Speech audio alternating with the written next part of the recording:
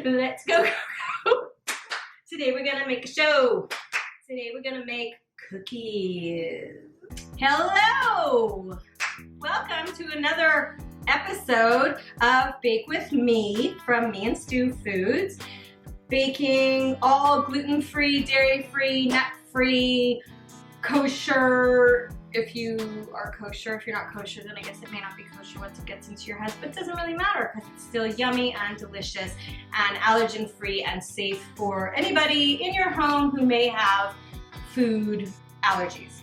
Today we're gonna make the classic chocolate chip cookie with the Mi&Stu cookie mix. It's super easy. You're gonna have to add 2 ingredients from your house, an egg, and margarine or butter, whatever you like to bake cookies with.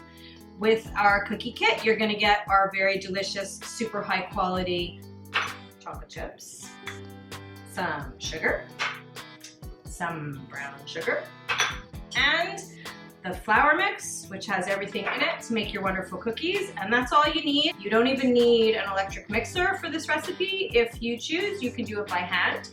I'm a bit lazy, in case you haven't noticed. I like to use my mixer when I can. Just goes super fast. And also when you're used to baking on like an industrial commercial level, you don't really do that much by hand. You use a lot of machinery to do the mixing. We actually do all the doling by hand at our place. So actually our bakery is open during this crazy, bizarre time of COVID-19, and we are producing all of our allergen-free foods for retail. So if there's anything that you want to buy from us that's not the chocolate chip cookie mix, just go to mi&stu.com. You can check out everything that we have. We have a lot of different choices and lots of things for pretty much all the flavor groups that people, you know, we got the sweet, we got the salty, we got a bit savory, we got tangy, lemony, chocolatey, whatever you like, we got it. Anyways, we're gonna start now. First thing we're doing is we're gonna crack the egg into the empty bowl, which I suggest always doing when you bake. Always crack your egg into an empty bowl, whether it's a small bowl that you're gonna add later or into the mixing bowl. But first, so if by chance you get some shell in there, you'll be able to see it and you'll be able to take it out. So that's always fun. Seems I've done it correctly today. There does not seem to be a shell. We're gonna add to the egg, we're gonna add the sugar and the brown sugar. A little bit more of a plop than the white sugar, but you know, still groovy.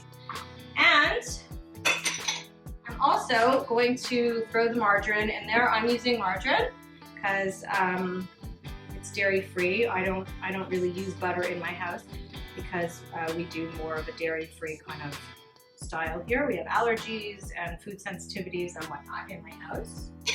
Just a little bit how we all got started on this big adventure, because I had all kinds of food allergies and sensitivities in my house. And you know, they say that necessity is the mother of invention, and so it was necessary, and so we invented, and that's kind of how it goes. Then we're just going to mix up these ingredients super fast.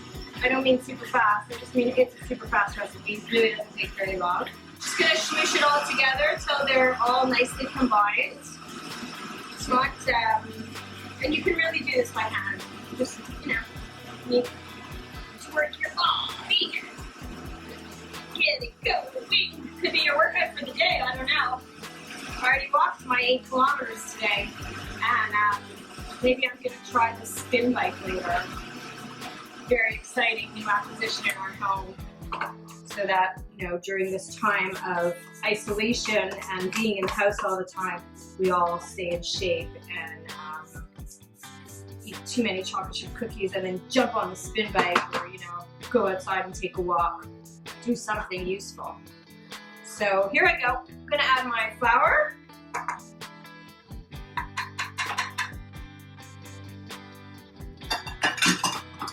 Gonna give it a little mix. And then I throw the chocolate chips in always at the very, very end. Everything sort of just gets incorporated, it all comes together. And then I'm gonna throw in my chocolate chips. So the chocolate chips get mixed in. Sometimes some of them stick to the bottom of the bowl. So even if you're using an electric mixer, it's good to take your spatula before you start actually making your cookies. Just make sure that, you know, they're sort of evenly distributed through the cookie dough so that you don't get one cookie that's loaded with like 17 chocolate chips and then one cookie that looks just sad and lonely and maybe doesn't have any chocolate chips at all, or just one little chocolate chip that doesn't have any other chocolate chips to talk to. You don't want to do that to the chocolate chips because they're friendly little things. So there we are, super duper, and that's it. That's the whole mixing process for this recipe. It's all done. Everything's in there. I mean, if you've ever made cookies, you know that it's really not a big deal. Rolling cookies out and that sort of thing makes it that much more difficult. This cookie recipe is just to scoop it, ball it, throw it on the pan. I like to flatten my cookies out a little bit before I bake them. So I always line my cookie sheets with parchment paper. I'm not a huge fan of cleaning up.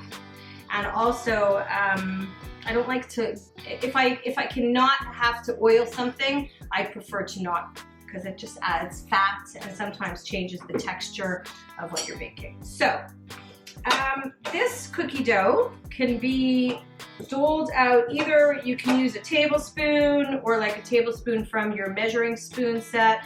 I have a little scooper that I use for this size cookie, but you really don't need a scooper. It's not necessary. You can definitely use a tablespoon. So I like to flatten out my little scoop, do a little of that, and then I flatten it a little bit. So that cookie's not going to be perfectly round, and my mother would probably reject it as a cookie, but we're all different. I'm not as particular in that way. I think that's the interesting thing about human beings. We all have our particular, and also some of us can't speak. We all have our particularities, maybe that's the word I was looking for, and our little idiosyncrasies. And so for my mom, it's about having perfectly shaped cookies. And for me, what would be one of my idiosyncrasies? You can't sit on my bed in street clothes. If you want to sit on my bed, you have to be in clean pajamas. That's one of my things. That's what we call one of Mimi's little shticks. You know, I got my little shtick. Everybody's got their shtick.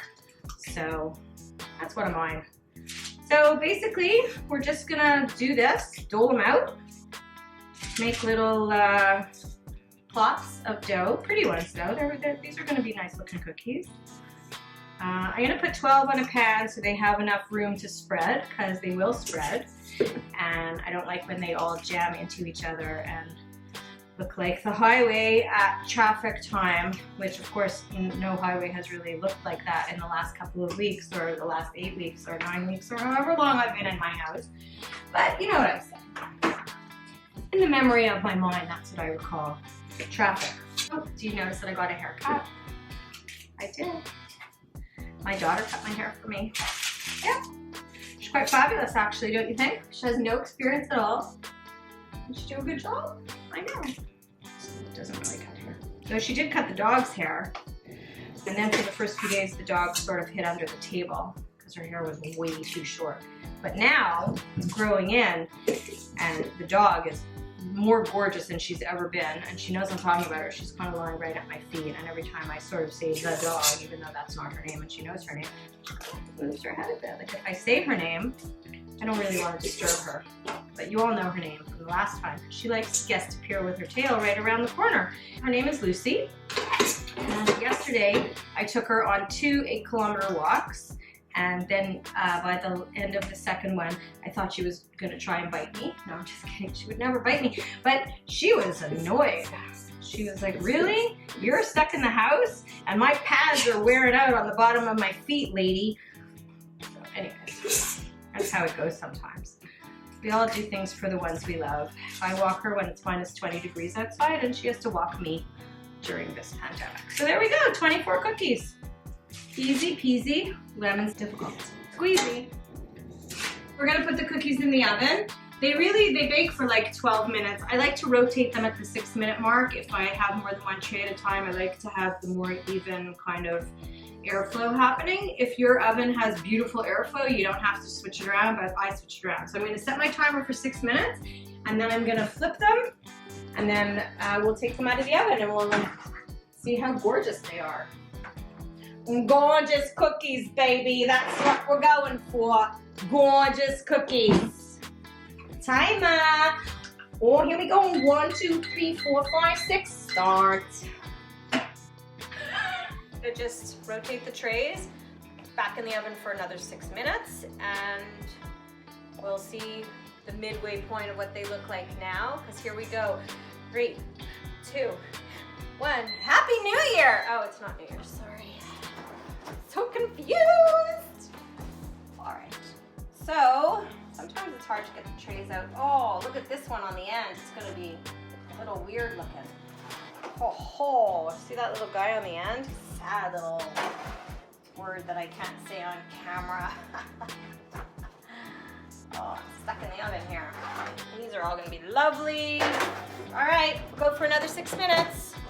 So here's the thing about making gluten-free cookies that I have found, and that is the flour doesn't really get that golden color that wheat flour gets. So if you're trying to achieve that color, see they're a little bit whiter than maybe what you're used to. Don't try to achieve the golden color with this kind of flour, because you're just gonna end up with a dry, very cracky cookie, because it's not really gonna turn that color until it's really overdone. So that's my little advice for the day. But of course, in your kitchen, you can experiment, and I'd love to hear what you do. I'd love for you to comment in our YouTube video section, which I would love for you to subscribe to as well. Comment, you can follow us on Facebook and Instagram and Twitter, and subscribe to our YouTube channel. Go to Mi&Stu.com, check out all of our products. Also, you can read our blog section, and I'm so happy always to hear from people, to get feedback, get new ideas. If there's things that interest you, if you've tasted stuff and you want to know how to make it, I could probably help you with that.